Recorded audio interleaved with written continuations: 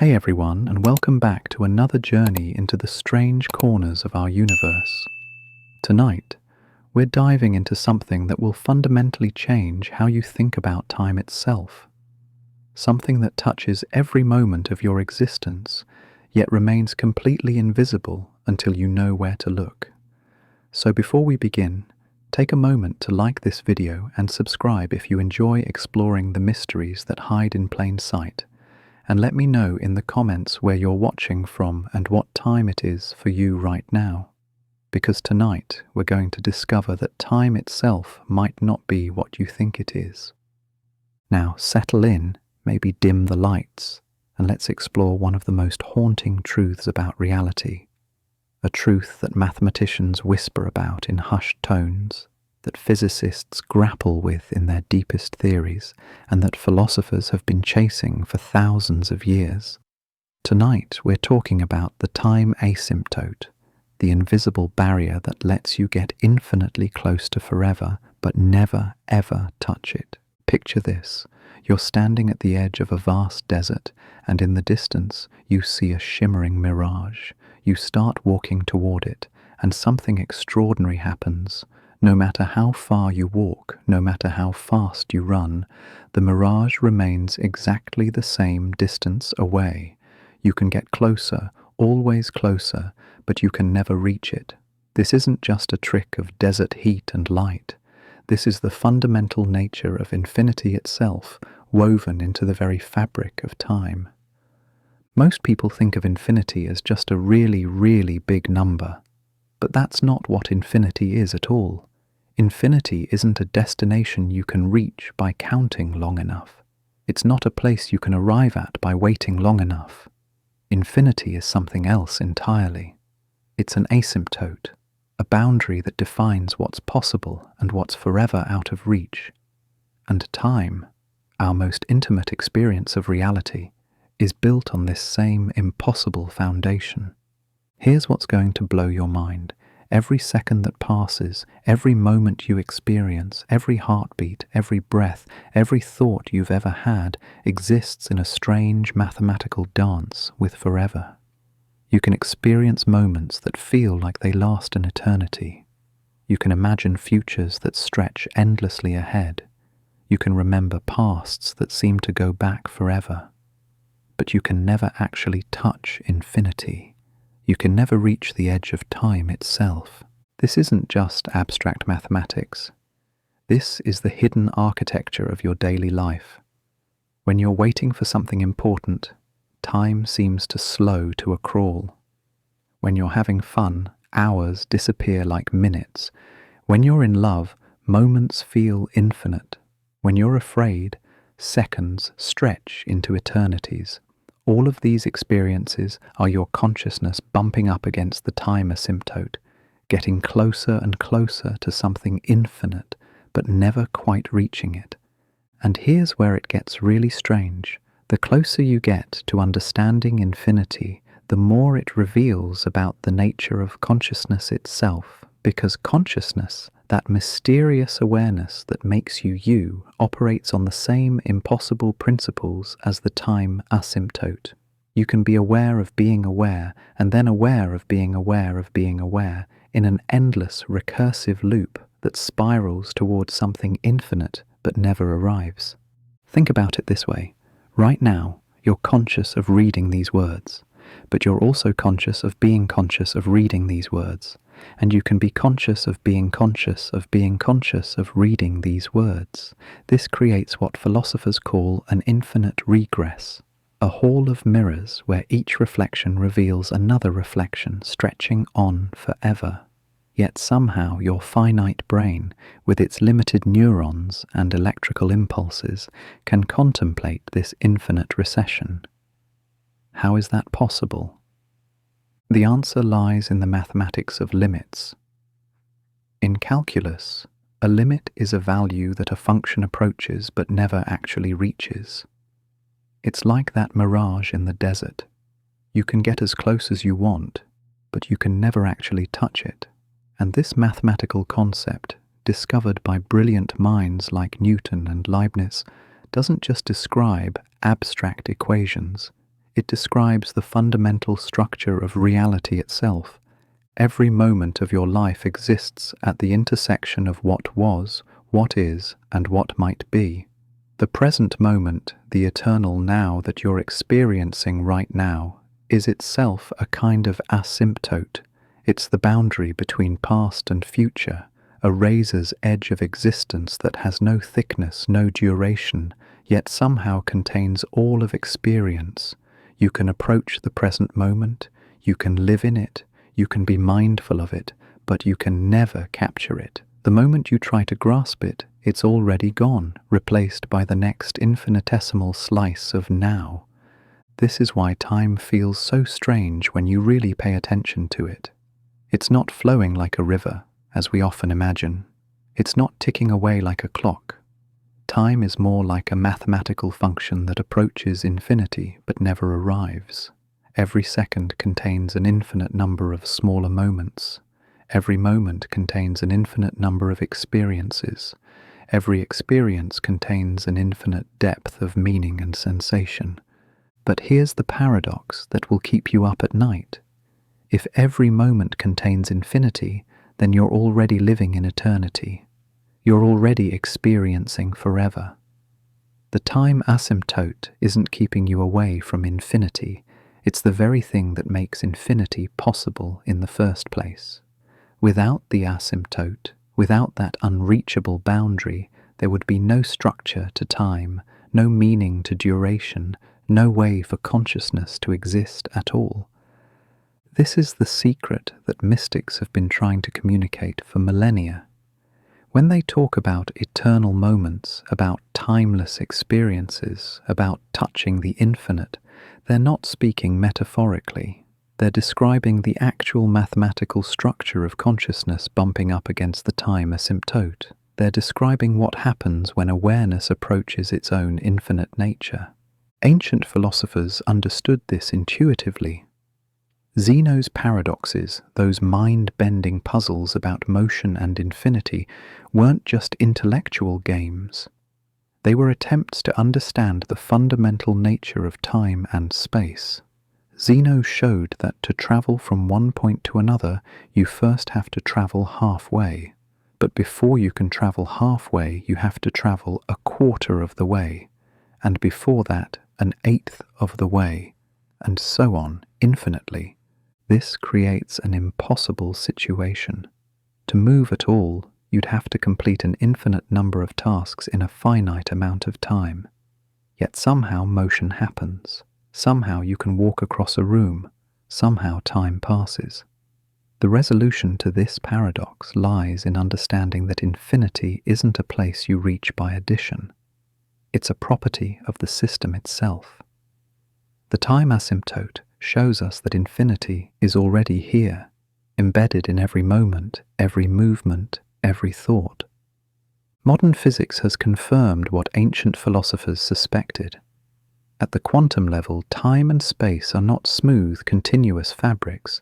They're made of discrete, indivisible units called Planck time and Planck length.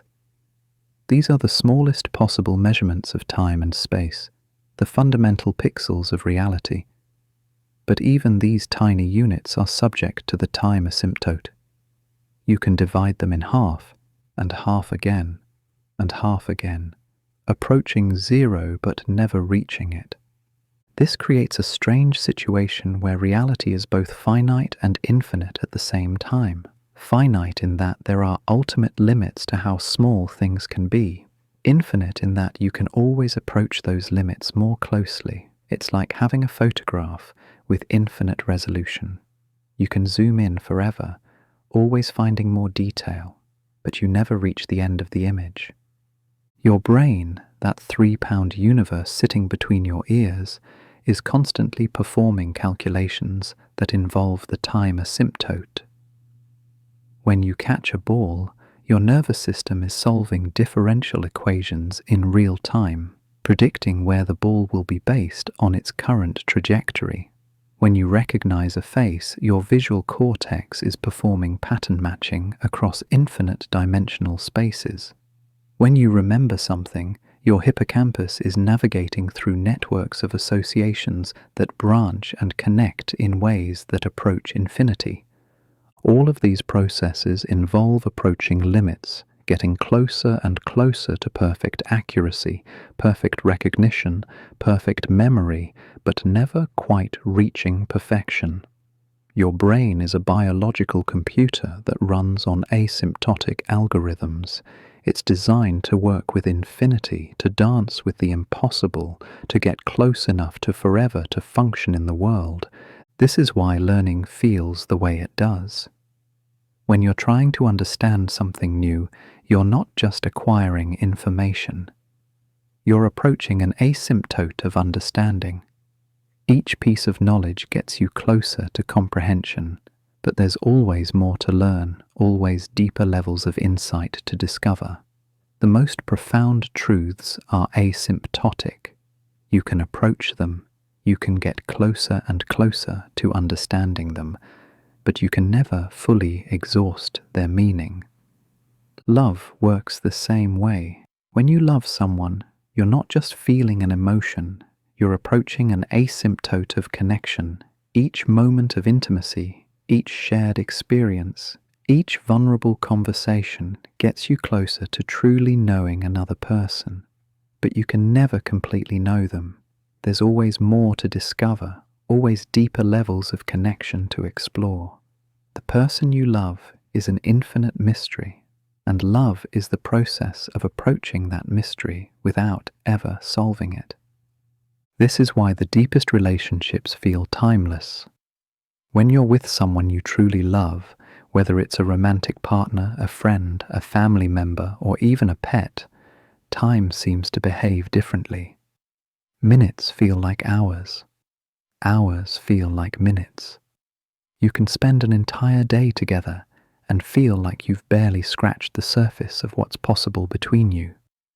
You're experiencing the time asymptote in its purest form, approaching infinity through connection.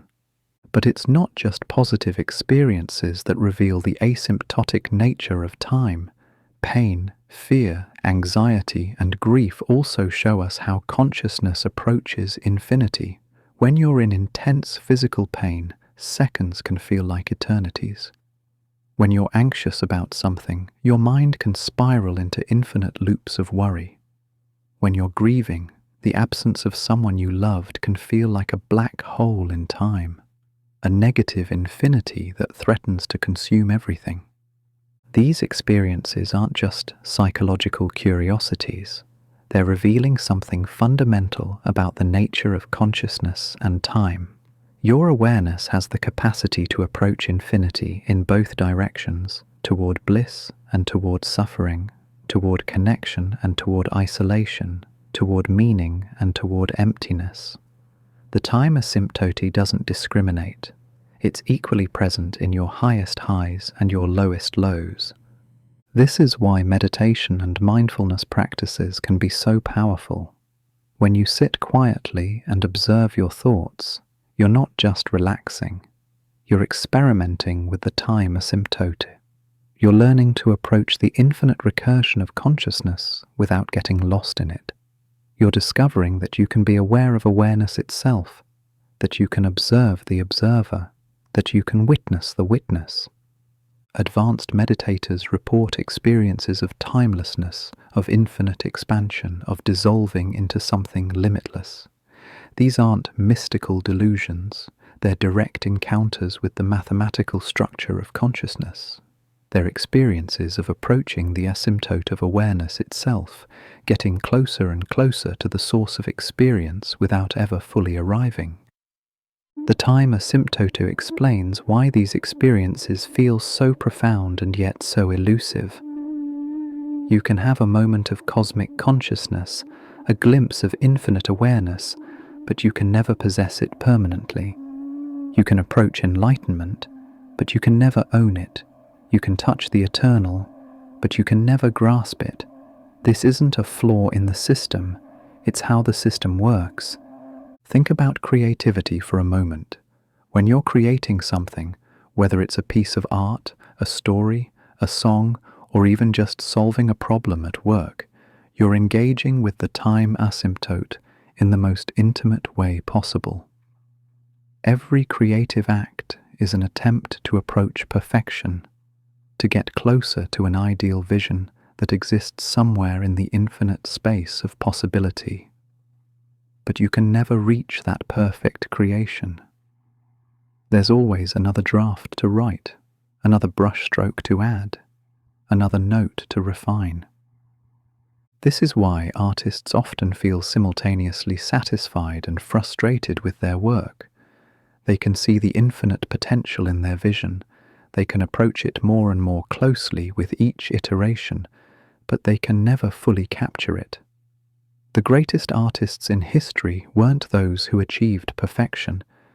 They were those who learned to dance most gracefully with the asymptote, who could get closest to the infinite without being paralyzed by its unreachability. Leonardo da Vinci understood this intuitively. His notebooks are filled with studies that approach anatomical perfection, engineering marvels that get closer and closer to impossible efficiency, artistic techniques that dance with the infinite possibilities of light and shadow. He never finished most of his projects, not because he was lazy or distracted, but because he understood that the act of approaching perfection was more important than the illusion of achieving it. The same principle applies to every human endeavor. Science doesn't progress by reaching final answers. It progresses by approaching truth asymptotically, getting closer and closer to understanding reality without ever fully grasping it.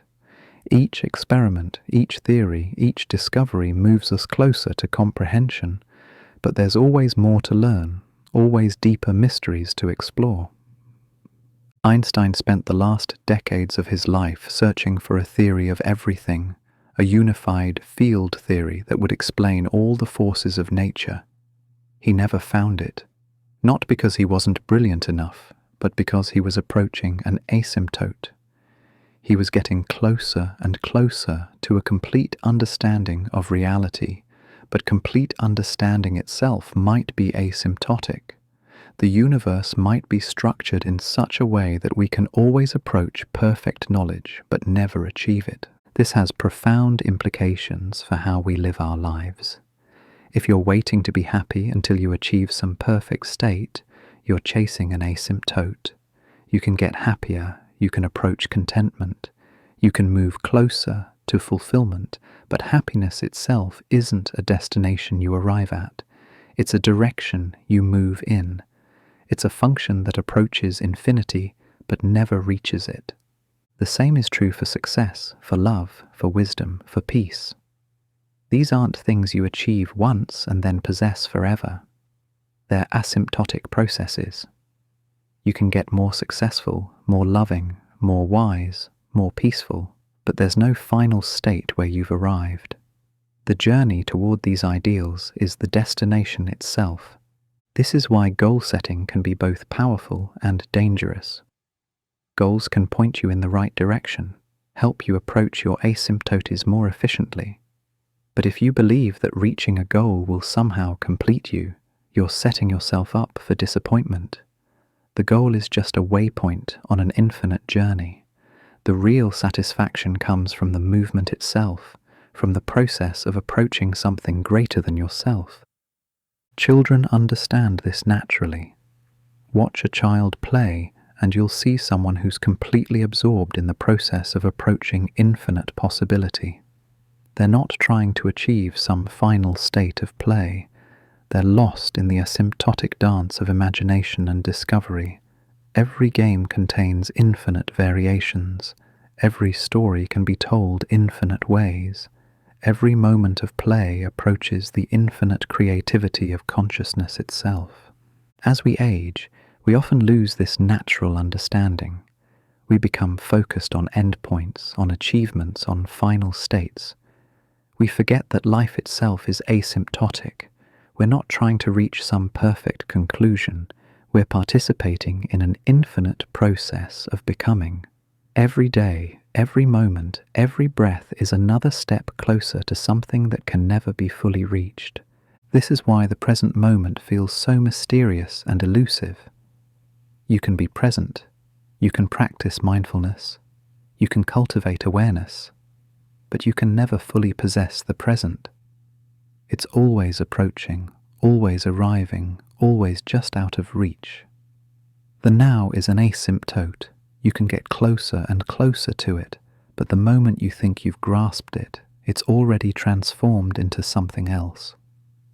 Death, perhaps the most mysterious aspect of human existence, is also deeply connected to the time asymptote. We approach death from the moment we're born, getting closer with each passing day, each passing year. But we can never truly know what death is until we experience it. We can approach understanding, we can contemplate mortality, we can prepare for the end, but death itself remains an asymptote of experience. This creates a strange paradox. The one thing we know for certain about our future is that we will die, yet death is the one experience we can never truly prepare for. We can approach readiness, we can move closer to acceptance, we can find peace with mortality, but the actual experience of dying remains forever on the other side of the asymptote. Ancient cultures understood this relationship between death and infinity. The Egyptian Book of the Dead, the Tibetan Bardo Thodol, the mystical traditions of countless civilizations all describe death as a journey into the infinite. Not a final destination, but a transformation into something asymptotic. They understood that consciousness doesn't end at death. It approaches a different kind of infinity. Modern neuroscience is beginning to confirm what mystics have always known. Consciousness isn't produced by the brain like a factory produces widgets.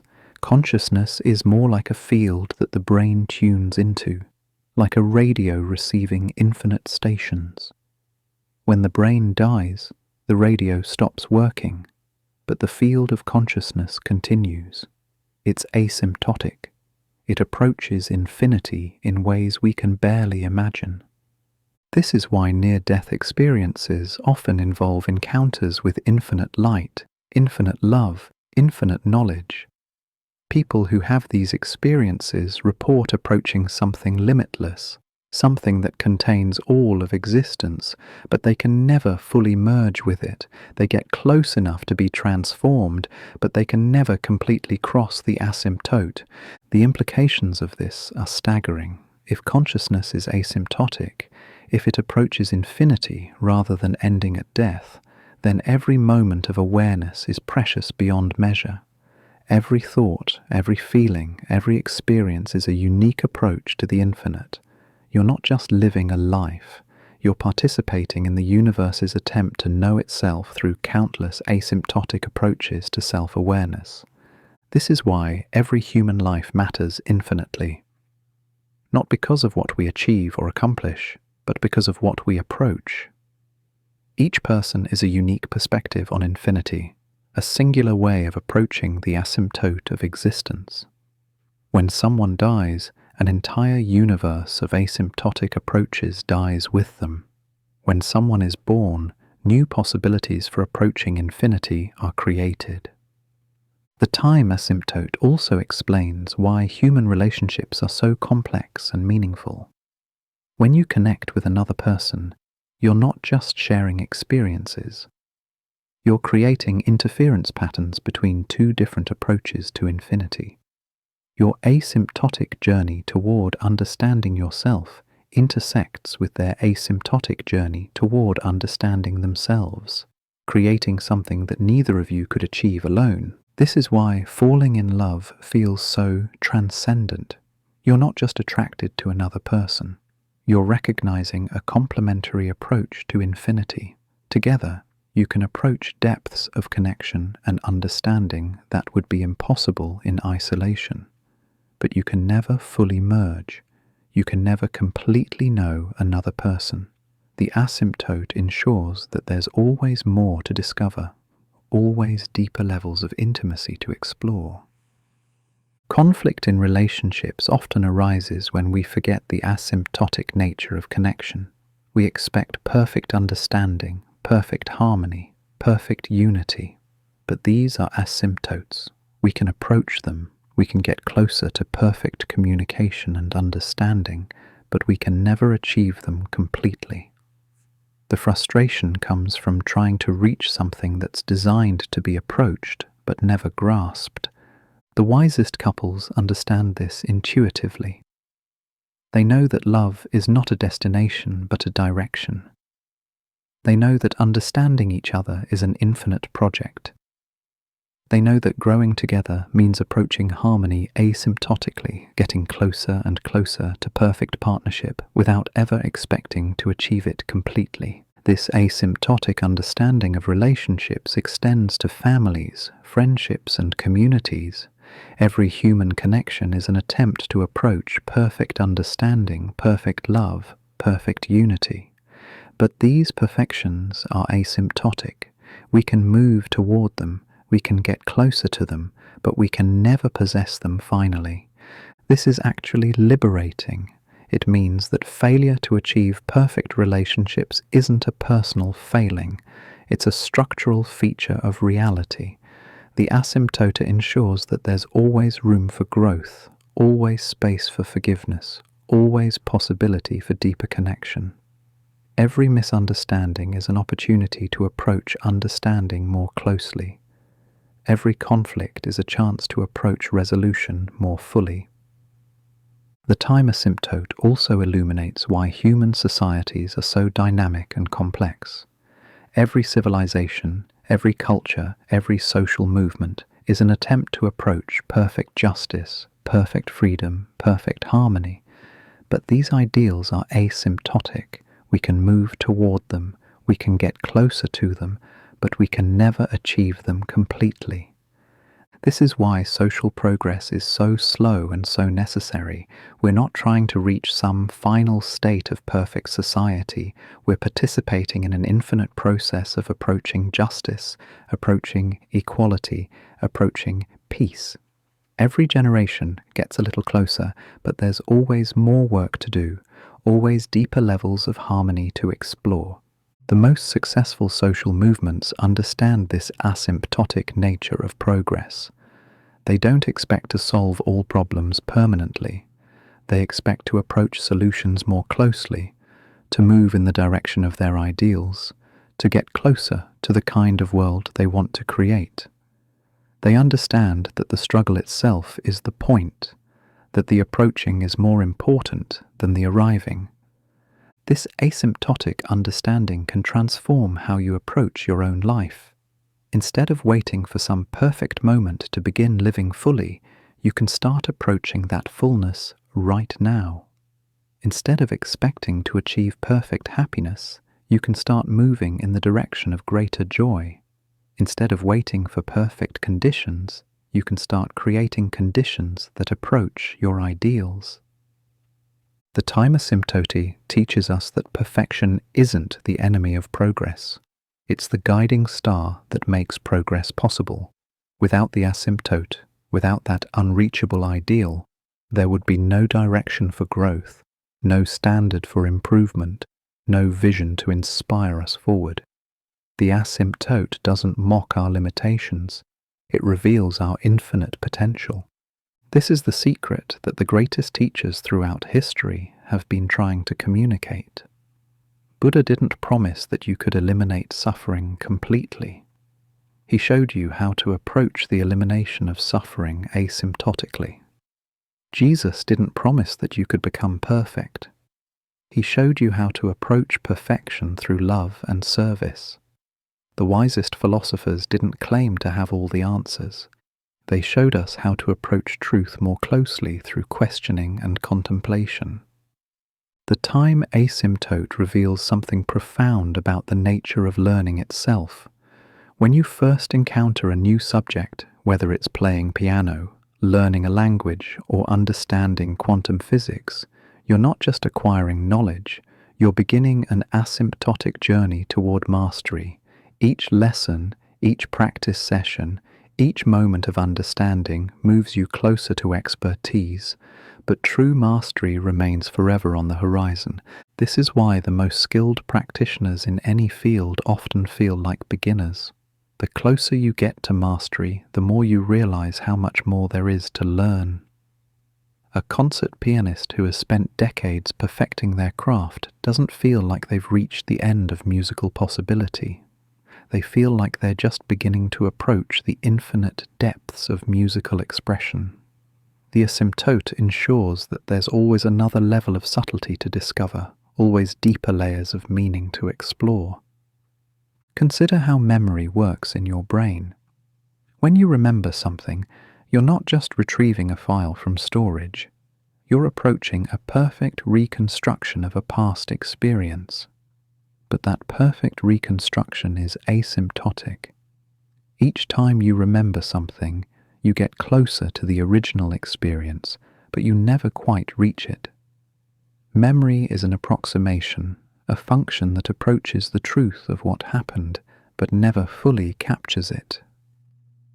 This is why memories feel so vivid and yet so elusive. You can remember the smell of your grandmother's kitchen, the feeling of your first kiss, the sound of rain on the roof when you were a child.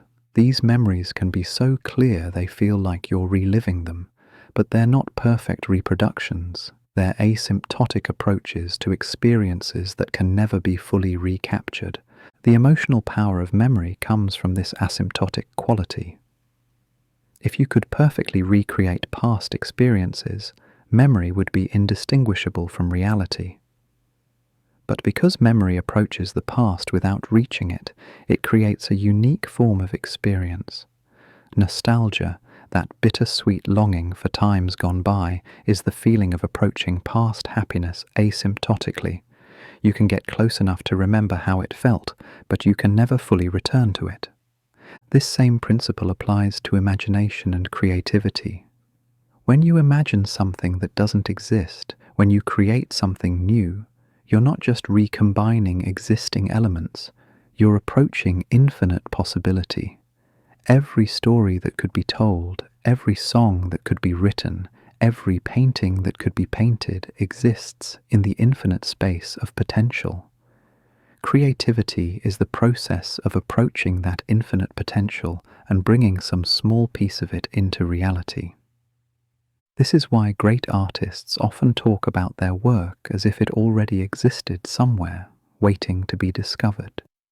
Michelangelo claimed he didn't carve David from marble. He simply removed the stone that was hiding the statue that was already there. Writers often describe their characters as if they were real people with their own desires and motivations. Musicians talk about finding songs rather than composing them. These aren't just poetic metaphors, they're descriptions of the asymptotic nature of creativity. In the infinite space of possibility, every possible artwork already exists in potential. The artist's job is to approach these potential creations closely enough to bring them into the physical world. But the approach is never complete. There's always more to discover, always deeper levels of expression to explore. Language itself is built on asymptotic principles. When you speak, you're not just conveying information, you're approaching perfect communication. Every word you choose, every sentence you construct, every tone you use moves you closer to expressing exactly what you mean. But perfect communication is asymptotic. There's always something lost in translation between thought and word, between speaker and listener. This is why poetry exists. Poets aren't just people who like fancy words. They're explorers of the asymptotic nature of language. They're trying to approach perfect expression by using words in ways that push the boundaries of meaning. Every metaphor, every rhythm, every carefully chosen syllable is an attempt to get closer to expressing the inexpressible. The most powerful poems don't just communicate ideas, they create experiences that approach the infinite. When you read a great poem, you're not just understanding words, you're participating in an asymptotic approach to truth, beauty, meaning. The poem gets you closer to something that can't be directly stated, something that exists in the space between words. This is why translation is both possible and impossible. You can translate the literal meaning of words from one language to another, but you can never perfectly capture the full experience of the original. Every translation is an asymptotic approach to the source text.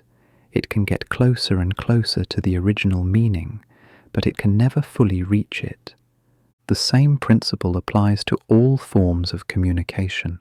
When you try to explain something you've experienced to someone else, you're attempting an asymptotic approach to shared understanding. You can get closer and closer to conveying your experience, but you can never perfectly transmit it. The other person's understanding will always be an approximation, a function that approaches your experience but never quite reaches it. This is why teaching is such a profound activity. When you teach someone something, you're not just transferring information, you're helping them approach understanding asymptotically. The best teachers don't just provide answers, they help students ask better questions, approach problems more effectively, get closer to insight and comprehension. The process of learning is itself asymptotic. When you understand something new, you're not just acquiring a fact, you're approaching a deeper comprehension of reality. Each piece of knowledge connects to every other piece, creating a web of understanding that approaches infinite complexity. The more you learn, the more you realize how much there is to know. This is why the most educated people often feel the most humble. They've approached the asymptote of knowledge closely enough to see how vast it really is. They understand that every answer generates new questions, every solution reveals new problems, every insight opens new mysteries. Knowledge isn't a destination, it's a direction. The time asymptote also explains why wisdom feels different from knowledge. Knowledge is what you know. Wisdom is how closely you can approach the infinite complexity of existence without being overwhelmed by it. Wise people aren't those who have all the answers. They're those who can dance gracefully with the asymptote, who can approach truth without claiming to possess it. This is why the wisest traditions often emphasize questions over answers. Zen koans, Socratic dialogues, rabbinical debates, all of these are methods for approaching understanding asymptotically. They don't provide final answers. They help you get closer to insight, closer to wisdom, closer to the infinite mystery of existence.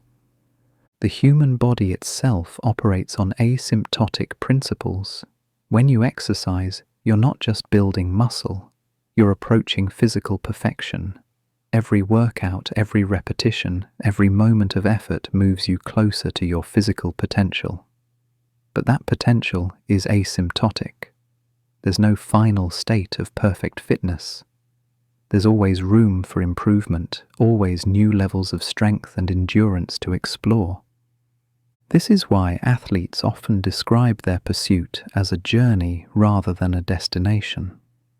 They're not trying to reach some final state of athletic perfection. They're participating in an infinite process of approaching their potential more closely. Every competition, every training session, every moment of physical challenge is another step closer to something that can never be fully reached. The same principle applies to health and healing. When you're sick, recovery isn't just about returning to a previous state. It's about approaching optimal health asymptotically. Every healthy choice, every moment of rest, every act of self-care moves you closer to perfect wellness. But perfect wellness is asymptotic. There's always more you can do to support your health, always deeper levels of vitality to explore. This understanding can transform how you approach your own well-being. Instead of expecting perfect health, you can focus on moving in the direction of greater wellness. Instead of waiting for some ideal physical condition, you can start making choices that approach your health goals more closely. The asymptote ensures that there's always room for improvement, always potential for feeling better. Mental health works the same way. When you're struggling with anxiety, depression, or any other psychological challenge, healing isn't about reaching some perfect state of mental wellness. It's about approaching psychological balance asymptotically. Every therapeutic session, every moment of self-reflection, every act of self-compassion moves you closer to emotional equilibrium. The most effective therapists understand this asymptotic nature of healing. They don't promise to fix you completely. They help you approach greater psychological health, get closer to emotional balance, move in the direction of mental wellness. They understand that healing is a process, not a destination, that recovery is asymptotic. This is why personal growth never ends. You can't reach some final state of perfect psychological development. You can approach greater self-awareness, better emotional regulation, deeper self-acceptance, but these are asymptotic processes. There's always more to learn about yourself, always deeper levels of personal development to explore. The time asymptote reveals why spiritual practices have such enduring power. When you meditate, pray, or engage in any form of spiritual discipline, you're not just performing a ritual. You're approaching the infinite nature of consciousness itself. Every moment of practice, every breath of awareness, every flash of insight moves you closer to something that can never be fully grasped. This is why enlightenment is described as both achievable and impossible. You can approach enlightenment, you can get closer to perfect awareness, you can experience moments of cosmic consciousness. But enlightenment itself is asymptotic. It's not a state you achieve once and then possess forever. It's a direction you move in, a process you participate in, an infinite depth you explore. The great spiritual traditions understand this implicitly. They don't promise to deliver you to some final spiritual destination. They offer practices that help you approach the infinite more closely. Every prayer, every meditation, every act of compassion is another step closer to something that transcends individual understanding. This is why spiritual experiences feel so profound and yet so elusive. You can have moments of deep connection, flashes of cosmic awareness, experiences of unconditional love. But you can never possess these experiences permanently. They're asymptotic approaches to the infinite nature of consciousness. You can get close enough to be transformed, but you can never fully capture or control them. The time asymptote also illuminates the nature of purpose and meaning. When you're searching for your life's purpose, you're not looking for some predetermined destiny. You're approaching an asymptotic understanding of your unique way of contributing to the infinite complexity of existence. Every choice you make, every path you follow, every moment of authentic expression moves you closer to your purpose. But purpose isn't something you find once and then possess forever. It's something you approach continuously, something you discover more fully with each passing day. Your purpose evolves as you evolve, deepens as you deepen, expands as you expand. It's an asymptotic process of becoming more fully yourself.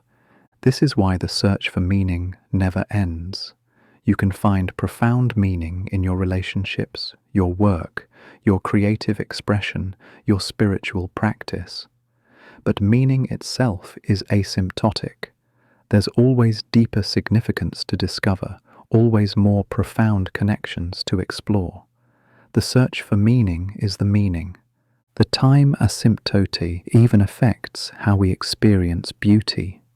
When you encounter something beautiful, whether it's a sunset, a piece of music, a work of art, or a moment of human connection, you're not just having an aesthetic experience.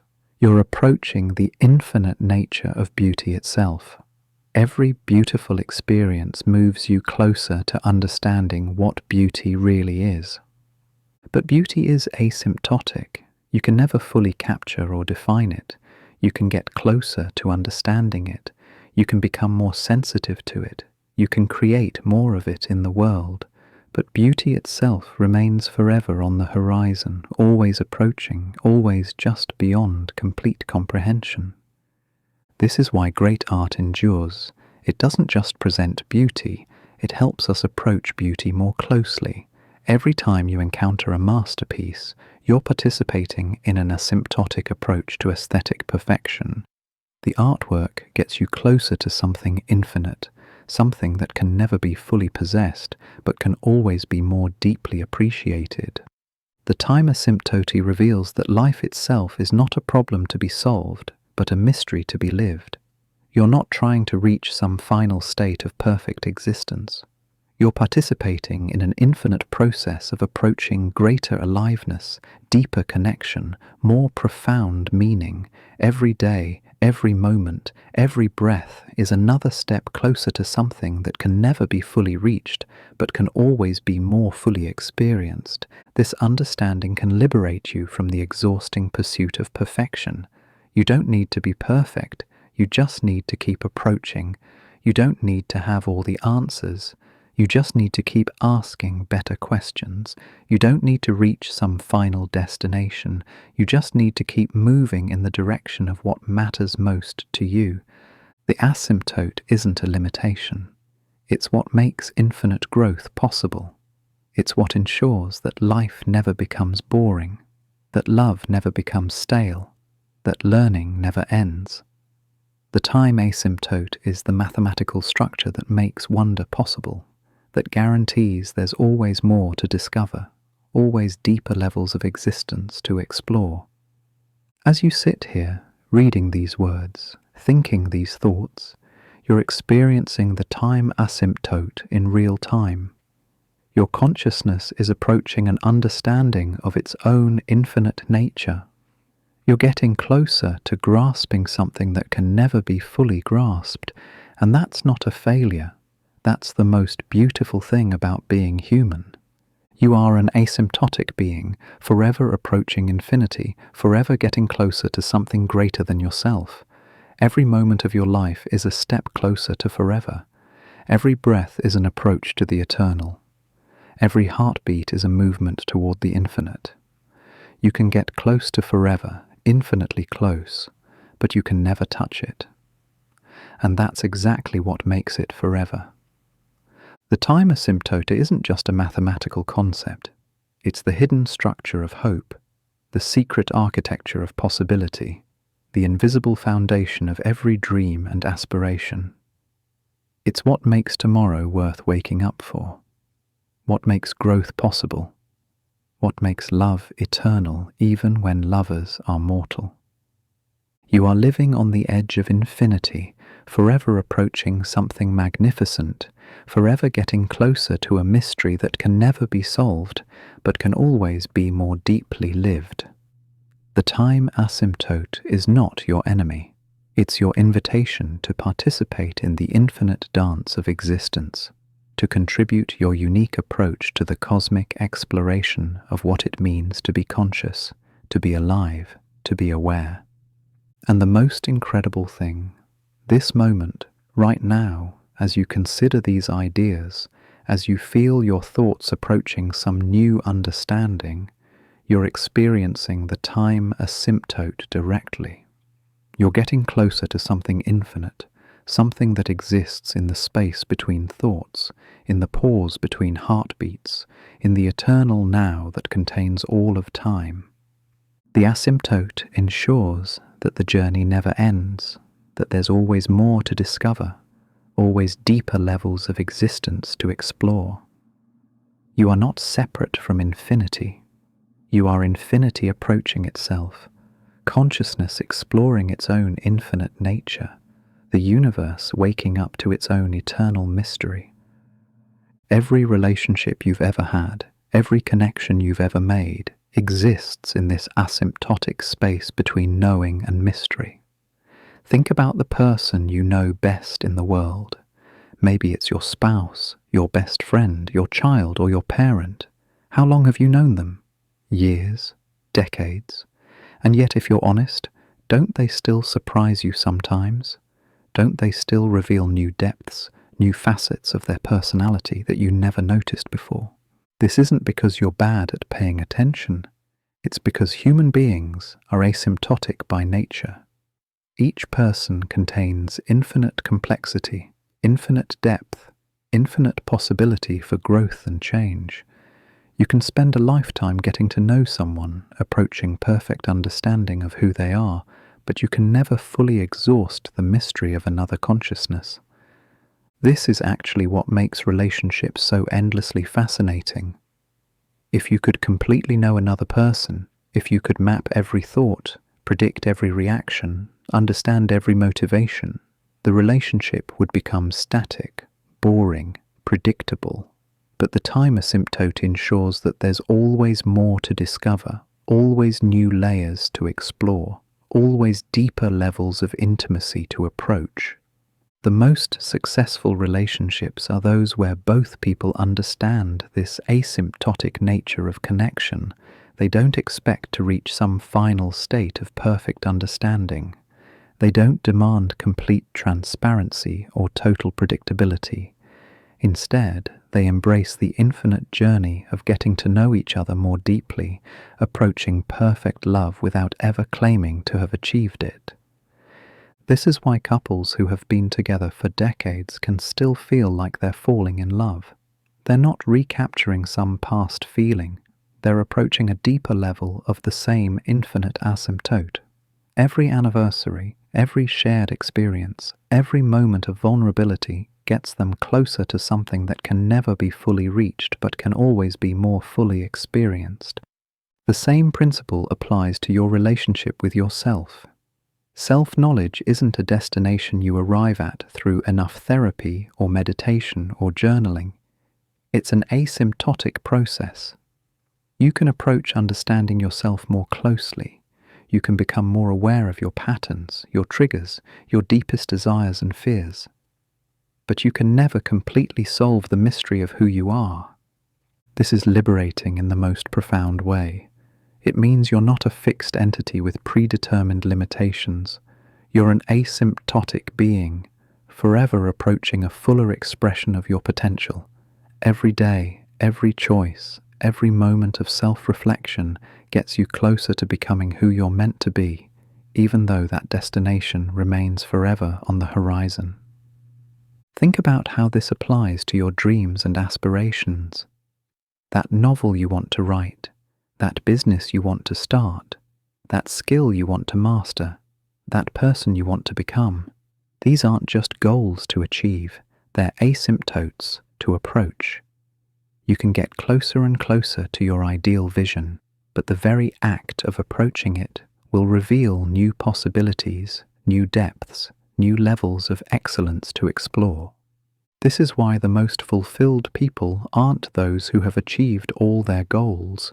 They're those who have learned to love the asymptotic journey itself, who find joy in the approaching rather than frustration in the never arriving.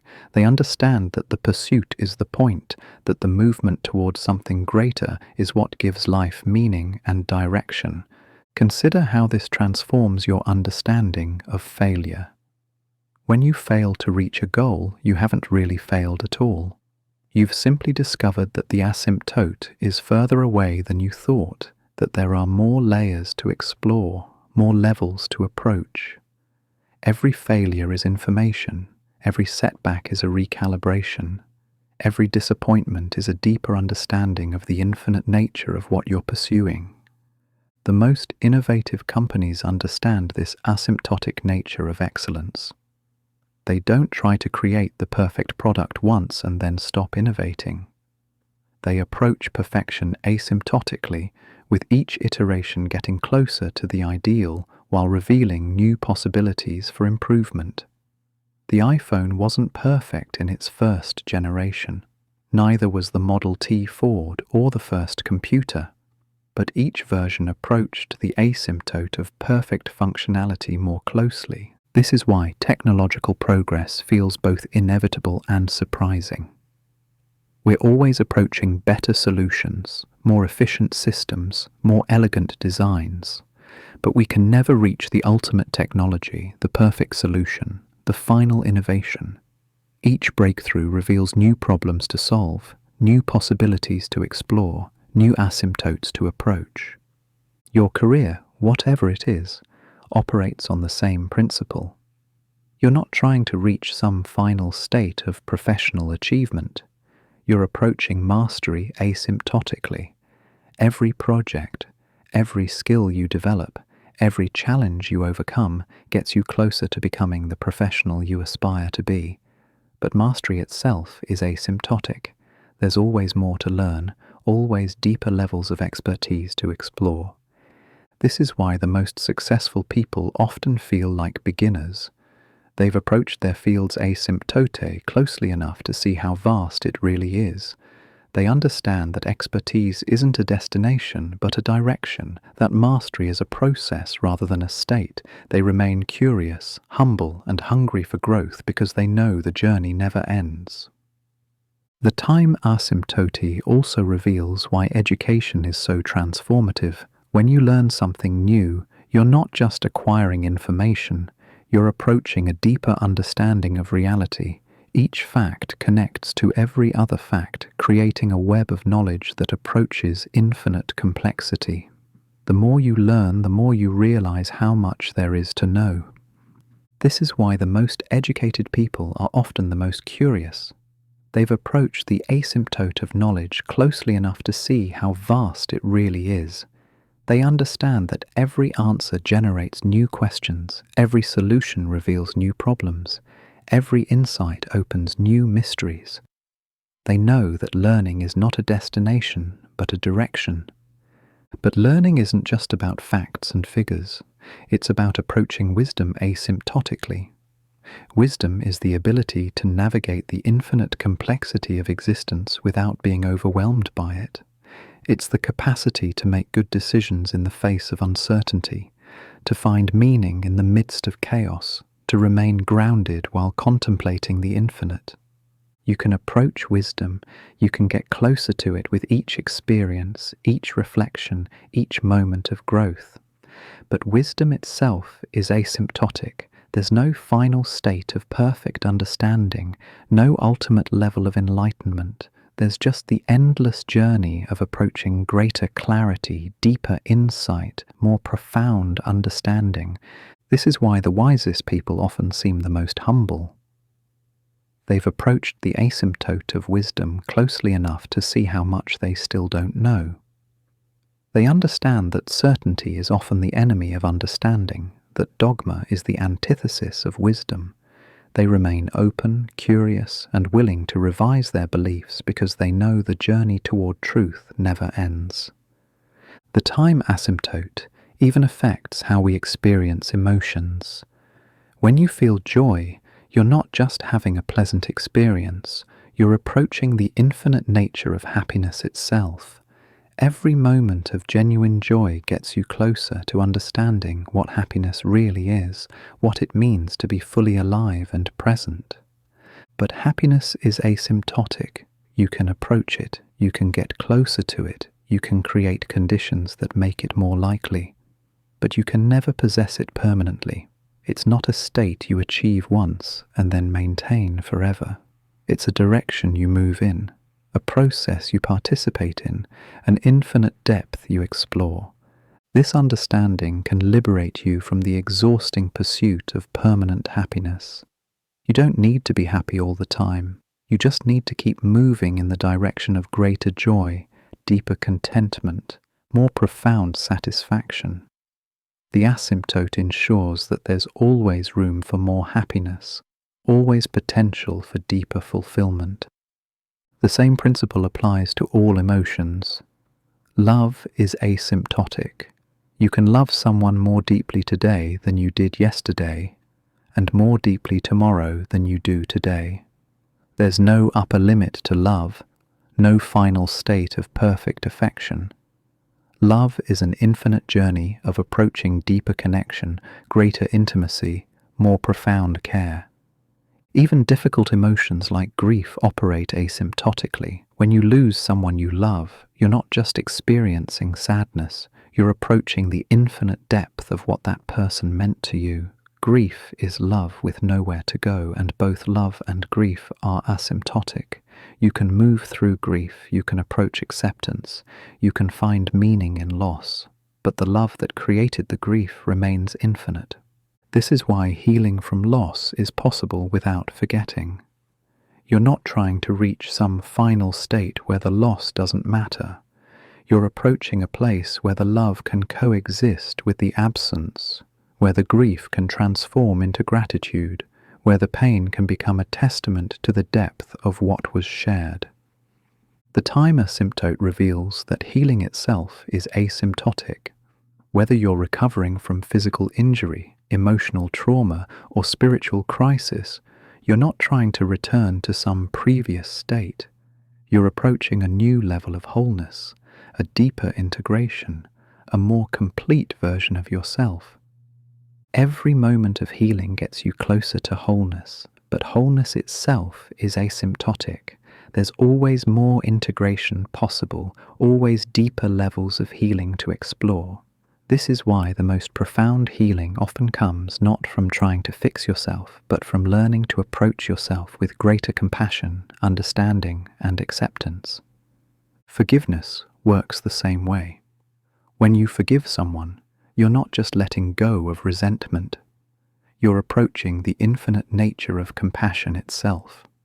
Every act of forgiveness gets you closer to understanding what unconditional love really means, what it feels like to see past someone's mistakes to their essential humanity.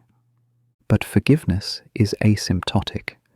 You can forgive more deeply today than you did yesterday, and more completely tomorrow than you do today. There's no final state of perfect forgiveness, no ultimate level of compassion. There's just the endless journey of approaching greater understanding, deeper empathy, more profound love. This is why the most forgiving people often seem the most peaceful. They've approached the asymptote of compassion closely enough to see how liberating it is. They understand that forgiveness isn't about condoning harmful behavior. It's about approaching a state of inner freedom where other people's actions can't control your inner peace. The time asymptote also illuminates the nature of creativity and artistic expression. When you create something, whether it's a painting, a song, a story, or even a well-crafted email, you're not just making something new. You're approaching the infinite realm of possibility, bringing some small piece of the eternal into temporal existence. Every creative act is an asymptotic approach to perfect expression. You can get closer and closer to capturing exactly what you want to convey, but perfect expression remains forever on the horizon. This is why artists often feel simultaneously satisfied and frustrated with their work. They can see the infinite potential in their vision, but they can never fully capture it. This is actually what makes art so powerful. If artists could achieve perfect expression, if they could completely capture their vision, art would become static, boring, predictable. But the time asymptote ensures that there's always more to explore, always deeper levels of expression to approach, always new ways to get closer to the infinite. The most enduring artworks are those that help us approach beauty, truth, or meaning more closely. They don't just present answers, they help us ask better questions. They don't just show us reality, they help us approach reality more deeply. They don't just entertain us, they help us approach our own infinite nature more closely.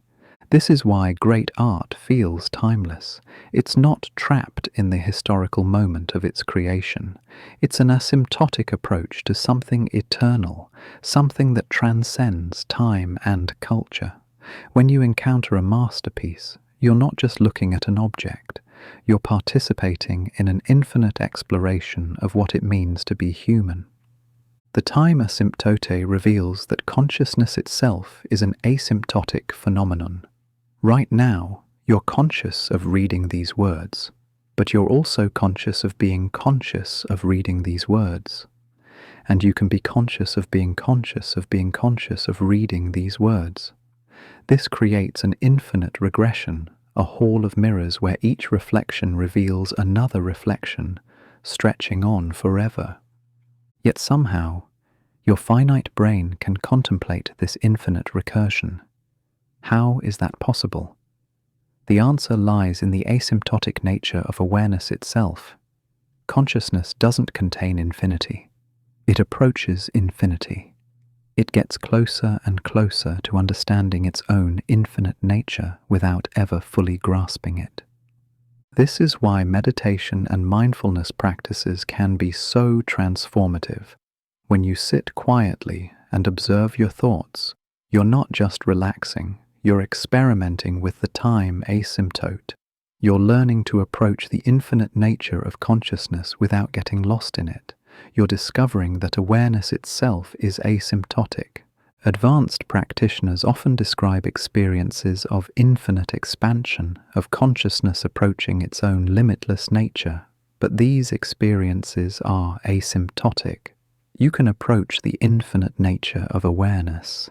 You can get closer to understanding what consciousness really is, but you can never fully possess or control these experiences. This is why enlightenment is described as both achievable and impossible. You can approach enlightenment. You can get closer to perfect awareness. You can experience moments of cosmic consciousness. But enlightenment itself is asymptotic. It's not a state you achieve once and then possess forever. It's a direction you move in, a process you participate in, an infinite depth you explore. The time asymptote even affects how we experience time itself. When you're fully present, when you're completely absorbed in what you're doing, time seems to behave differently. Minutes feel like hours, hours feel like minutes. You're experiencing what psychologists call flow state, but what's really happening is that you're approaching the asymptote of the eternal present. The present moment is itself asymptotic. You can be present, you can practice mindfulness, you can cultivate awareness of the now, but you can never fully possess the present moment. It's always arriving, always transforming, always just beyond complete grasp. The now is an asymptote that you can approach but never fully capture. This is why the present moment feels so mysterious and elusive. It's not a thing you can hold on to. It's a process you can participate in. It's not a state you can achieve. It's a direction you can move in. The present moment is the time asymptote in its purest form, the boundary between past and future that can be approached but never possessed. Understanding this can transform your relationship with time. Instead of trying to manage time, you can learn to approach it more skillfully. Instead of trying to save time, you can learn to savor it more fully. Instead of trying to control time, you can learn to dance with its asymptotic nature. The time asymptote reveals that patience is not passive waiting, but active approaching. When you're patient, you're not just enduring delay. You're participating in the asymptotic process of approaching the right moment, the perfect timing, the ideal conditions. Patience is the art of approaching without grasping, of moving toward without forcing. This is why the most patient people often seem the most powerful. They've learned to work with the time asymptote rather than against it. They understand that everything approaches in its own time, that rushing toward an asymptote doesn't make you reach it faster. They know that the approaching itself is where the real transformation happens. The same principle applies to hope. Hope is not just wishful thinking, it's an asymptotic approach to possibility. When you hope for something, you're not just wanting it to happen. You're participating in the infinite process of approaching what could be, what might be, what wants to emerge. Hope is asymptotic because possibility itself is infinite. No matter how dark things seem, no matter how impossible your situation appears, there's always the potential for something new to emerge. You can approach that potential. You can move toward it. You can create conditions that make it more likely, but you can never control when or how it will manifest. This is why hope is so powerful and so mysterious. It's not based on evidence or logic. It's based on the asymptotic nature of possibility itself. Hope is the recognition that you can always approach something better, even when you can't see how. It's the faith that the asymptote of possibility is always there, always approachable, always inviting you forward. The time asymptote also illuminates the nature of prayer and spiritual practice.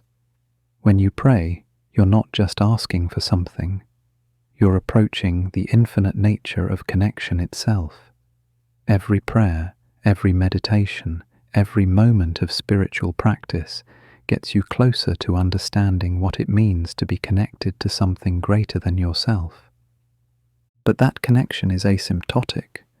You can approach it, you can get closer to it, you can experience moments of profound unity, but you can never possess it permanently. It's not a state you achieve once and then maintain forever.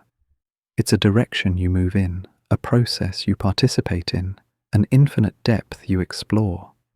This is why spiritual practice is called practice. It's not about reaching some final state of perfection. It's about approaching the infinite nature of consciousness, love, and connection more closely. Every moment of practice is another step closer to something that can never be fully reached, but can always be more fully experienced. The most profound spiritual experiences are asymptotic approaches to the infinite. When mystics describe touching the divine, experiencing cosmic consciousness, or feeling at one with the universe, they're describing moments of getting incredibly close to the asymptote of infinite awareness. But these experiences are temporary because the asymptote ensures that there's always more to explore, always deeper levels of connection to approach. This is why spiritual traditions emphasize the journey over the destination. They understand that the path is the point, that the approaching is more important than the arriving. They know that spiritual growth is asymptotic, that you can always get closer to the divine but can never possess it completely. The time asymptote reveals that mystery is not the absence of understanding but the presence of infinite depth. When you encounter something mysterious, you're not just facing the unknown, you're approaching the asymptote of knowledge itself. Every mystery solved reveals new mysteries. Every question answered generates new questions. This is why the most knowledgeable people often seem the most curious. They've approached the asymptote of understanding closely enough to see how vast it really is. They know that mystery is not the enemy of knowledge, but its eternal companion. They understand that the universe is not a puzzle to be solved, but an infinite mystery to be explored. Science operates on this principle. Every scientific discovery approaches truth asymptotically. We get closer and closer to understanding how reality works, but we can never reach complete knowledge. Each breakthrough reveals new questions, new mysteries, new asymptotes to approach. This is why science is so exciting and so humbling at the same time. The time asymptote shows us that wonder is not childish naivety, but mature recognition of the infinite nature of existence. When you feel wonder, you're not just being impressed by something unusual, you're approaching the asymptote of mystery itself. You're recognizing that reality is far more complex, beautiful, and mysterious than you previously imagined. Wonder is asymptotic because mystery itself is infinite. No matter how much you understand, no matter how sophisticated your knowledge becomes, there's always more to discover, always deeper levels of mystery to explore. Wonder is the emotional response to approaching the infinite nature of existence. This is why children are naturally wonderful and why adults often lose their sense of wonder. Children haven't yet learned that they're supposed to understand everything. They naturally approach the world with asymptotic curiosity, always asking why and how and what if. Adults often think they're supposed to have answers, but the wisest adults rediscover the asymptotic nature of wonder. The time asymptote also reveals that gratitude is not just appreciation, but asymptotic recognition of infinite blessing. When you feel truly grateful, you're not just acknowledging something good that happened. You're approaching the infinite nature of gift itself. You're recognizing that existence itself is an asymptotic approach to something miraculous. Gratitude is asymptotic because blessing itself is infinite. No matter how much you have, no matter how good your life becomes, there's always more to appreciate, always deeper levels of blessing to recognize. The practice of gratitude is the practice of approaching the infinite nature of gift more closely. This is why grateful people often seem the most joyful. They've approached the asymptote of blessing closely enough to see how abundant reality really is. They understand that gratitude is not just a response to good circumstances, but a way of approaching the infinite goodness that underlies all existence. The time asymptote shows us that every moment of life is an asymptotic approach to something infinite.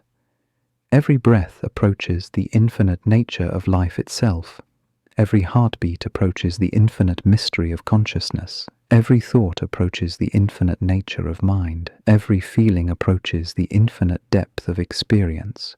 You are not separate from infinity. You are infinity approaching itself through the unique perspective of your individual consciousness. Every moment of your life is a step closer to understanding what it means to be conscious, to be alive, to be aware. The time asymptote is not a limitation. It's what makes infinite growth, infinite discovery, infinite love possible. This is the secret that transforms everything. You don't need to reach infinity to experience it. You don't need to touch forever to live in eternity. You don't need to solve the mystery to participate in it. You just need to keep approaching, keep moving toward what calls to you, keep opening to what wants to emerge through you. The time asymptote is the mathematical structure of hope itself. It guarantees that no matter where you are, no matter what you've done, no matter how stuck you feel, you can always approach something better. You can always get closer to love, closer to truth, closer to beauty, closer to meaning. The asymptote ensures that growth is always possible, that healing is always available, that transformation is always within reach. And the most beautiful thing about the time asymptote is that it makes every moment precious. Because every moment is a unique approach to infinity, a singular perspective on the eternal, a one-time only glimpse of the infinite mystery of existence. You can get infinitely close to forever, but you can never exhaust it, and that's exactly what makes life worth living. Right now, as you sit with these ideas, as you feel your consciousness approaching new understanding, you're experiencing the time asymptote in real time. You're participating in the infinite dance of awareness approaching itself, of consciousness exploring its own boundless nature. You are not watching the universe unfold. You are the universe unfolding, approaching the infinite mystery of what it means to be, to know, to love, to wonder. The time asymptote is not just a concept to understand, it's a reality to live. Every day, every choice, every moment of awareness is another step closer to something magnificent, something that can never be fully reached but can always be more fully experienced. You are an asymptotic being, forever approaching infinity, forever getting closer to the eternal mystery of existence itself. And perhaps this is why the question of consciousness has puzzled humanity since the dawn of thought itself.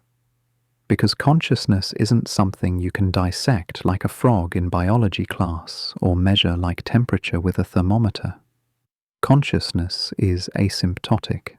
It approaches itself through itself, creating an infinite loop that spirals deeper and deeper into mystery. When you try to examine your own consciousness, you run into the same problem mathematicians face when they try to calculate the exact value of pi. You can get more and more decimal places, more and more precision, but you never reach the end. There's always another layer of awareness beneath the awareness you're observing. Always another level of consciousness behind the consciousness that's doing the observing. This is what makes the hard problem of consciousness so impossibly hard. It's not that we don't have enough data or sophisticated enough instruments. It's that consciousness itself is structured asymptotically. The observer and the observed are the same thing, approaching infinite self-knowledge through the very act of observation. Think about what happens when you try to catch yourself thinking. The moment you notice a thought, it's already changed. The moment you observe your mind, the mind that's doing the observing is different from the mind being observed.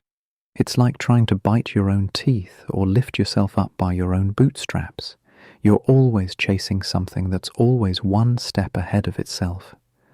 This is why meditation can feel so paradoxical.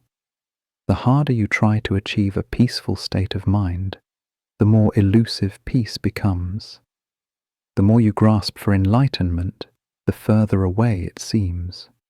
But when you stop trying to reach some final destination and simply approach the present moment asymptotically, something shifts. You're not trying to possess peace, you're learning to dance with it. The great meditation masters understood this intuitively. They didn't promise their students that they would achieve some permanent state of bliss. They taught them how to approach inner stillness asymptotically, getting closer and closer to the source of awareness without ever claiming to own it, because the source of awareness is infinite, and infinity can't be possessed. This is why the most profound spiritual experiences often come when you're not trying to have them. When you're washing dishes mindfully, walking in nature without agenda, or simply sitting quietly without expectation. These moments of grace happen when you stop trying to reach the asymptote and start allowing yourself to be carried by it. The time asymptote also explains why flow states feel so magical and so temporary. When you're in flow, whether you're playing music, writing, painting, or completely absorbed in any activity, you're approaching the asymptote of perfect performance. Time seems to stop. Self-consciousness disappears. You and the activity become one. But flow states are asymptotic by nature. You can't force them, you can't control them, and you can't make them permanent. You can create conditions that make flow more likely. You can practice skills that help you approach it more easily, but the state itself remains forever, just beyond your grasp. And that's exactly what makes it so powerful. Athletes know this better than anyone. The greatest performances don't come from trying harder or wanting it more. They come from approaching the asymptote of perfect execution so closely that the athlete disappears and only the performance remains. The basketball player who can't miss, the musician who becomes the music, the writer whose words flow like water. These are all examples of consciousness approaching its own infinite potential. But here's what's really wild. These peak experiences don't just happen to a lucky few. They're available to anyone who understands how to approach the asymptote skillfully. You don't need special talent or years of training. You just need to understand that excellence isn't a destination you arrive at. It's a direction you move in. This changes everything about how you approach challenges and goals. Instead of setting your sights on some perfect outcome, you can focus on approaching your potential more closely. Instead of being frustrated when you don't achieve perfection, you can celebrate the progress you're making toward the asymptote. Instead of giving up when you don't reach your goal, you can recognize that the approaching itself is the achievement. The time asymptote reveals why comparison is so destructive to human happiness. When you compare yourself to others, you're essentially trying to measure your distance from an infinite asymptote against someone else's distance from the same asymptote, but infinity minus any finite number is still infinity. No matter how far along someone else appears to be, you're all the same infinite distance from the asymptote. This is why the most successful people often feel like beginners. They've approached mastery closely enough to see how vast it really is. They understand that no matter how skilled they become, there's always more to learn, always deeper levels of expertise to explore. They're not competing with others, they're dancing with infinity. The same principle applies to wealth, status, achievement, or any other external measure of success. You can always make more money, but financial security is asymptotic. You can always gain more recognition, but fame is asymptotic. You can always achieve more goals, but accomplishment itself is asymptotic. The pursuit of external validation is the pursuit of an asymptote that can never be reached. This doesn't mean you shouldn't have goals or work toward external success. It means you should understand that the value lies in the approaching, not in the imaginary arrival. The entrepreneur who loves building businesses, the artist who loves creating, the teacher who loves sharing knowledge. These people have discovered that the asymptote itself is the destination. But perhaps the most profound way the time asymptote manifests in daily life is through the experience of meaning itself. When you ask yourself what the meaning of life is, you're not looking for a simple answer. You're approaching the asymptote of ultimate significance. And like all asymptotes, meaning can be approached but never fully captured. This is why different people find meaning in different places. Some find it in relationships, others in creative expression, others in service to something greater than themselves. But they're all approaching the same asymptote from different angles. They're all getting closer to understanding what it means to be human, to be conscious, to be alive. The search for meaning is itself meaningful because it's an asymptotic process. Every time you find significance in something, you're not just having a nice experience. You're approaching the infinite nature of meaning itself.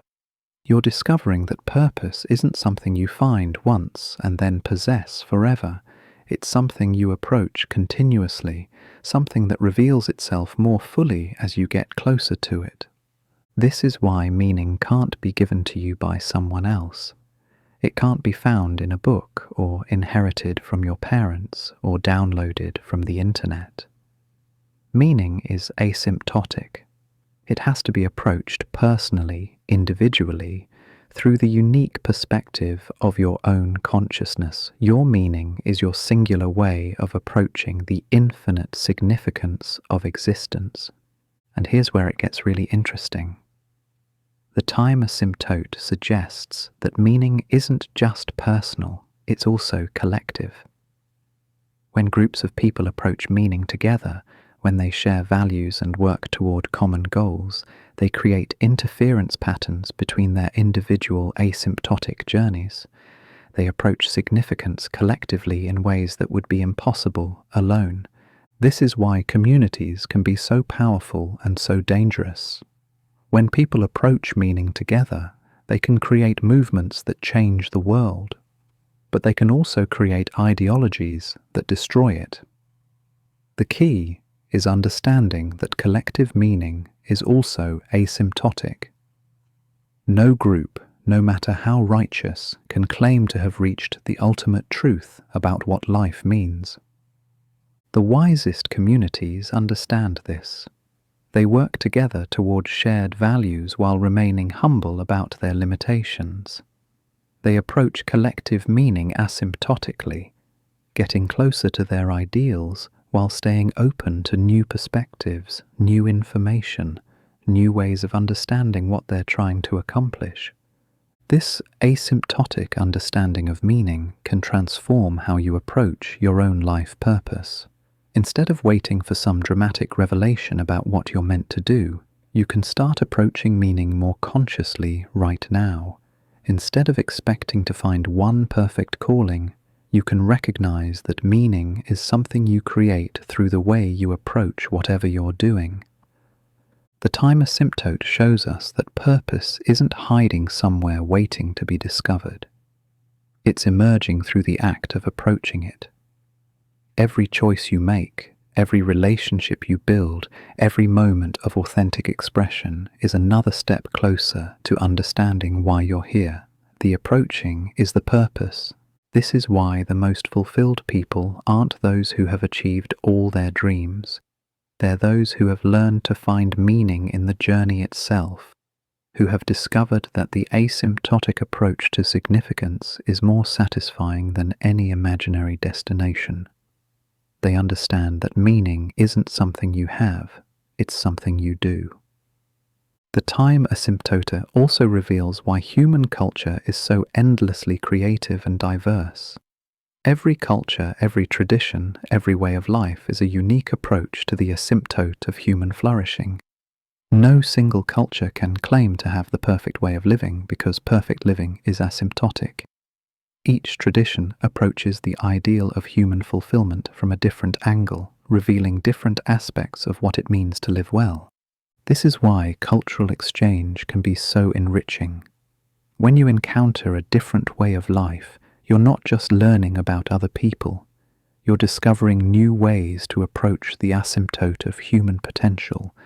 You're seeing how other groups have navigated the infinite complexity of existence, what solutions they've found, what values they've embraced, what meaning they've created. But cultural relativism can also be dangerous if it forgets the asymptotic nature of human flourishing. Just because all cultures are approaching the same asymptote doesn't mean all approaches are equally valid or effective. Some cultural practices get closer to human flourishing than others. Some values support human dignity better than others. Some traditions create more suffering than others. The challenge is to appreciate cultural diversity while still maintaining standards for human welfare. This requires understanding that while the asymptote of human flourishing is universal, there are better and worse ways to approach it. The goal isn't to impose one cultural model on everyone. It's to learn from each other how to approach human potential more effectively. The time asymptote suggests that human rights, justice, and dignity are not arbitrary cultural constructs. They're asymptotic ideals that all human societies are trying to approach. Different cultures may have different methods, different values, different practices, but they're all working toward the same basic goal, creating conditions where human beings can flourish. This is why moral progress is possible even though moral perfection is not. We can get closer to justice, closer to equality, closer to human dignity. We can approach these ideals asymptotically, making real progress even though we'll never reach perfect justice, perfect equality, perfect dignity. The approaching is the progress, and perhaps this is the most hopeful thing about the time asymptote. It guarantees that no matter how dark things seem, no matter how far we appear to be from our ideals, progress is always possible.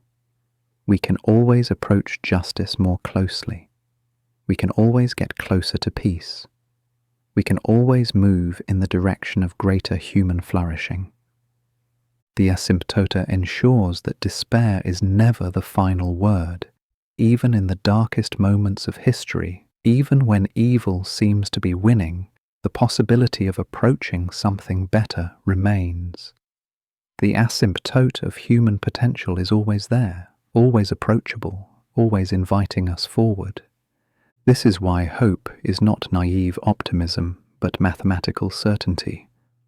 The time asymptote guarantees that improvement is always possible, that healing is always available, that transformation is always within reach, not because we'll ever reach perfection, but because we can always approach it more closely. The same principle applies to personal healing and growth. No matter what you've been through, no matter how damaged you feel, no matter how stuck you seem to be, the asymptote of healing is always available. You can always approach greater wholeness, deeper integration, more complete self-acceptance. The approaching is the healing. This doesn't mean the journey is easy or that progress is always linear. Asymptotic approaches can be slow, frustrating, full of setbacks and apparent reversals. But the mathematical structure ensures that forward movement is always possible.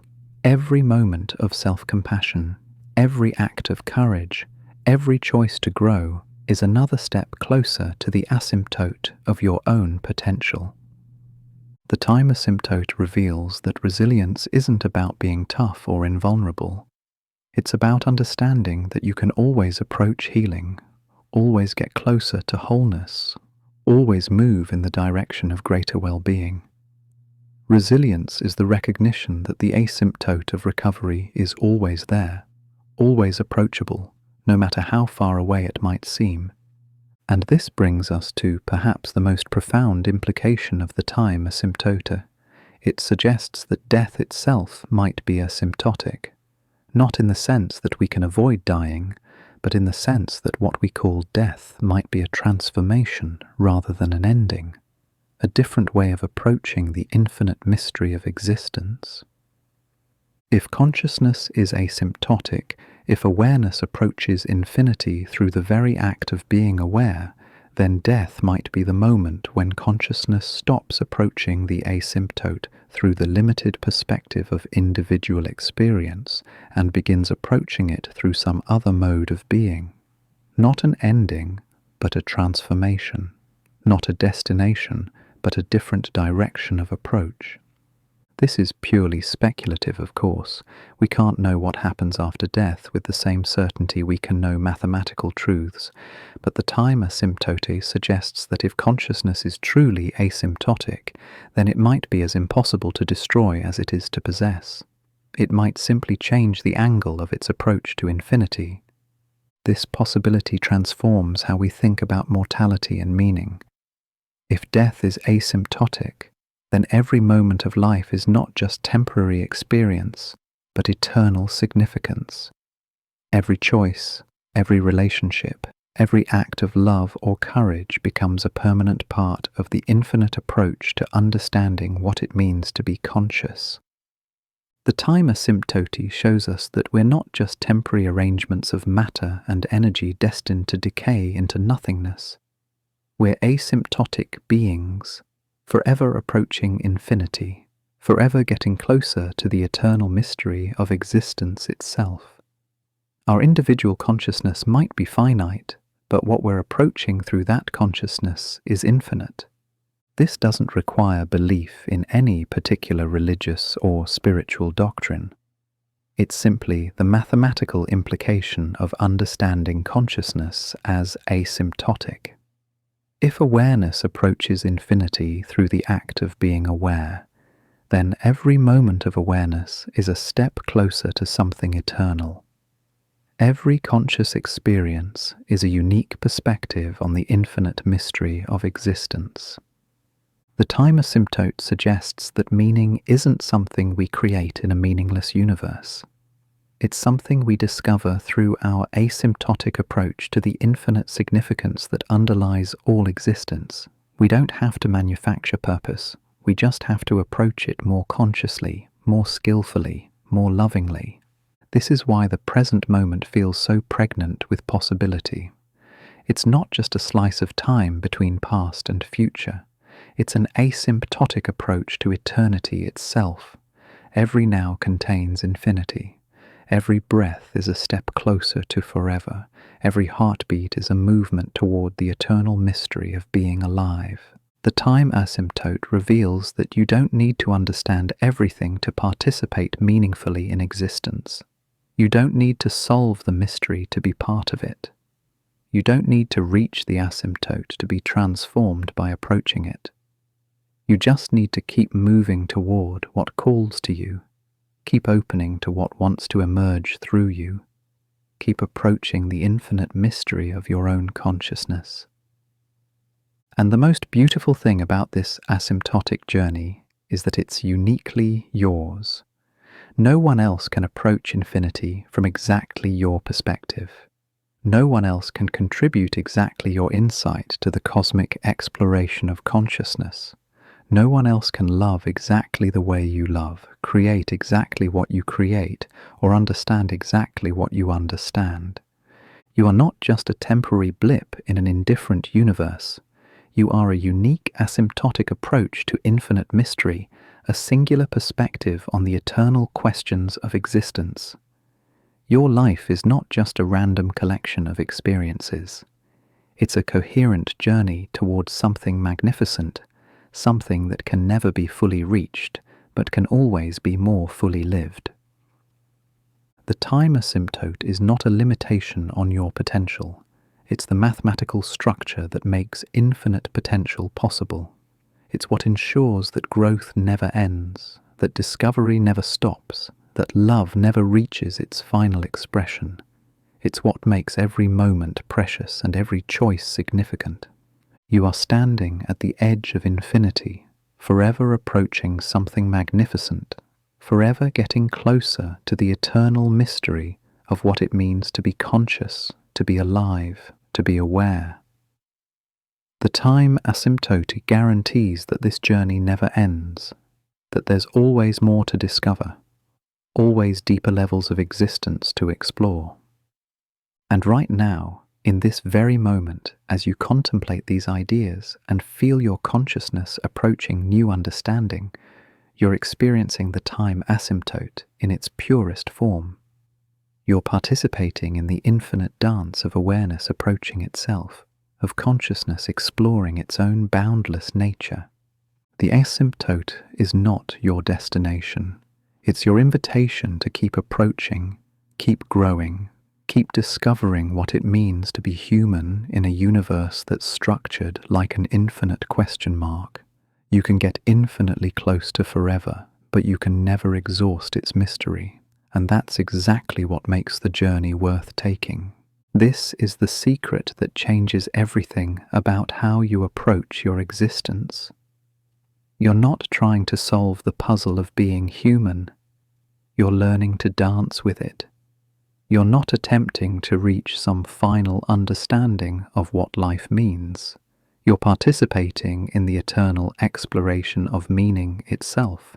Every morning when you wake up, you're not just starting another day. You're beginning another asymptotic approach to being fully alive. Every cup of coffee, every conversation, every moment of laughter or tears is another step closer to understanding what it means to be conscious in a universe that seems designed to make consciousness possible. The time asymptote shows us that boredom is actually impossible once you understand what's really happening.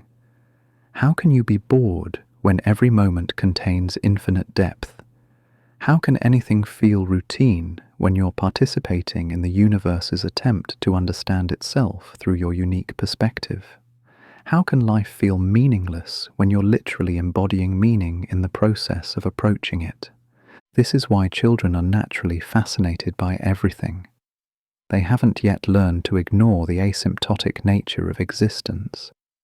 Every puddle is an ocean to explore. Every cardboard box is a spaceship to infinity. Every question leads to 10 more questions. They're naturally approaching the asymptote of wonder, and wonder is inexhaustible. As adults, we often lose this natural fascination because we think we're supposed to understand everything. We think maturity means having answers rather than better questions. But the time asymptote reveals that the most mature response to existence is sustained curiosity, endless wonder, perpetual openness to approaching deeper understanding. The greatest scientists, artists, and philosophers throughout history were not those who found final answers. They were those who learned to ask more beautiful questions, to approach truth more elegantly, to dance more gracefully with the infinite mystery of existence. They understood that mastery isn't about reaching the end of learning. It's about approaching the art of learning itself more skillfully. This asymptotic understanding transforms every aspect of daily life. When you're stuck in traffic, you're not just wasting time, you're participating in a moment of existence that will never happen again, approaching the infinite patience of just being present. When you're washing dishes, you're not just cleaning objects, you're approaching the meditation of mindful action, the asymptote of finding the sacred in the mundane. When you're having a difficult conversation with someone you love, you're not just working through a problem. You're approaching deeper intimacy, closer understanding, more complete acceptance of another human being's infinite complexity. The difficulty isn't a bug in the system, it's a feature. It's how the asymptote ensures that love keeps growing, that relationships keep deepening, that connection keeps approaching something more profound. The time asymptote even transforms how you understand your mistakes and failures. When you mess up, when you fall short of your ideals, when you disappoint yourself or others, you're not failing to reach some standard of perfection. You're gathering information about how to approach your values more closely. You're learning to navigate the infinite complexity of ethical action more skillfully.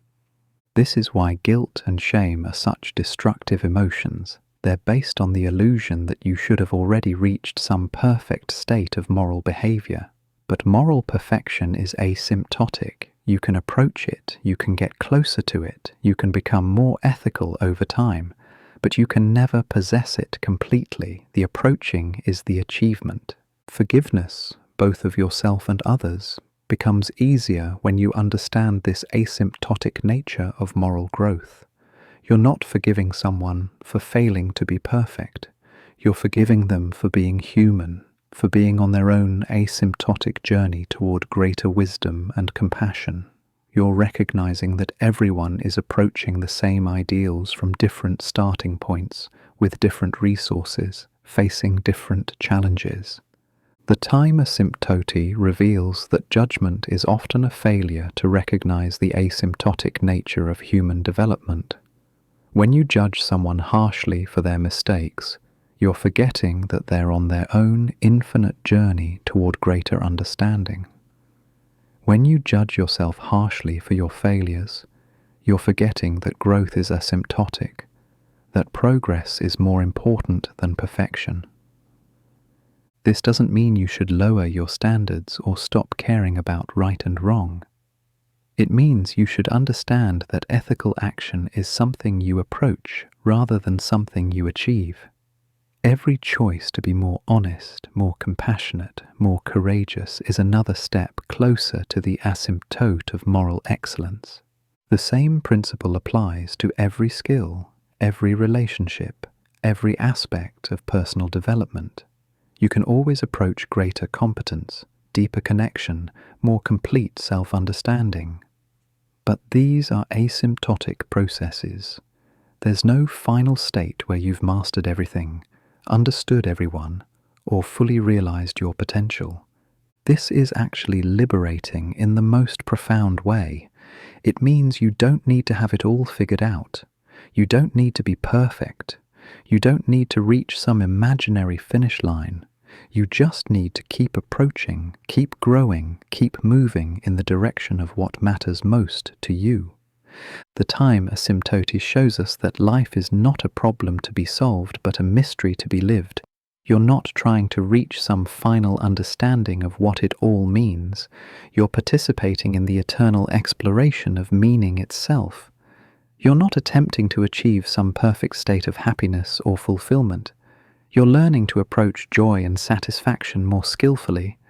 And perhaps most importantly, you're not alone in this asymptotic journey. Every human being who has ever lived has been on their own approach to the infinite mystery of existence. Every person you meet is a fellow traveler, approaching the same eternal questions from their unique perspective. Every relationship is an opportunity to approach deeper understanding together. The time asymptote connects you to every human being who has ever wondered about the meaning of life, who has ever felt the pull of something greater than themselves, who has ever approached the infinite through love, creativity, service, or contemplation. You're part of an unbroken chain of consciousness exploring its own nature, each generation getting a little closer to understanding what it means to be aware, to be alive, to be human. This is why your life matters infinitely, not because of what you accomplish or achieve, but because of what you approach. Your unique perspective on the infinite mystery of existence is irreplaceable. Your particular way of approaching truth, beauty, love, and meaning is a gift to the cosmic exploration of consciousness itself. The time asymptote ensures that this exploration never ends, that there's always more to discover, always deeper levels of existence to explore. It guarantees that wonder is inexhaustible, that love is infinite, that meaning is eternal. It promises that no matter how far you travel on this asymptotic journey, there's always farther to go, always more to approach, always greater depths to explore. And the most beautiful thing about this infinite journey is that it's happening right now. You don't need to wait for some future moment to begin approaching the infinite. You don't need special credentials or perfect conditions. You just need to recognize that this moment, this breath, this heartbeat is already an asymptotic approach to forever. The time asymptote is not just a mathematical concept or a philosophical idea. It's the living structure of your daily experience, the invisible architecture of every moment of consciousness. It's what makes growth possible, what makes love eternal, what makes meaning inexhaustible. It's what connects you to the infinite mystery of existence itself. You are not separate from infinity. You are infinity approaching itself through the unique lens of your individual consciousness. Every moment of your life is a step closer to understanding what it means to be conscious, to be alive, to be aware. The time asymptote is your invitation to participate in the eternal dance of existence, to contribute your unique perspective to the cosmic exploration of what it means to be. Right now, as you sit with these ideas, as you feel your understanding approaching something new and profound, you're experiencing the time asymptote in real time. You're participating in the infinite process of consciousness exploring its own nature. You're approaching the eternal mystery of existence itself, getting closer with every thought, every feeling, every moment of awareness. The asymptote ensures that this journey never ends, that there's always more to discover, always deeper levels of existence to explore. You can get infinitely close to forever, but you can never exhaust its mystery. And that's not a limitation. That's the greatest gift imaginable. It's what makes every moment precious, every choice significant, every life infinitely meaningful. The time asymptote is the mathematical structure of hope itself, the geometric foundation of possibility, the algebraic architecture of wonder. It guarantees that no matter where you are on your journey, no matter how lost you feel, no matter how far you seem from your ideals, you can always approach something better. You can always get closer to love, closer to truth, closer to beauty, closer to meaning. This is the secret that transforms everything. You are already living in eternity. You are already approaching infinity. You are already participating in the eternal mystery of existence. The time asymptote ensures that every moment contains forever, every breath approaches the eternal, every heartbeat moves toward the infinite. You can get infinitely close to forever, but you can never touch it. And that's exactly what makes it forever. That's exactly what makes you human. That's exactly what makes this moment, this life, this consciousness, this asymptotic journey toward the infinite mystery of existence, the most beautiful impossibility in the universe. The time asymptote is not your limitation. It's your liberation. It's not your boundary. It's your invitation to explore the boundless. It's not your ending. It's your eternal beginning. Welcome to the infinite journey of approaching forever. Welcome to the asymptotic adventure of being human. Welcome to the eternal dance of consciousness exploring its own infinite nature. The journey never ends. The mystery never resolves. The asymptote never arrives. And that's exactly what makes it worth approaching, moment by moment, breath by breath, heartbeat by heartbeat, forever.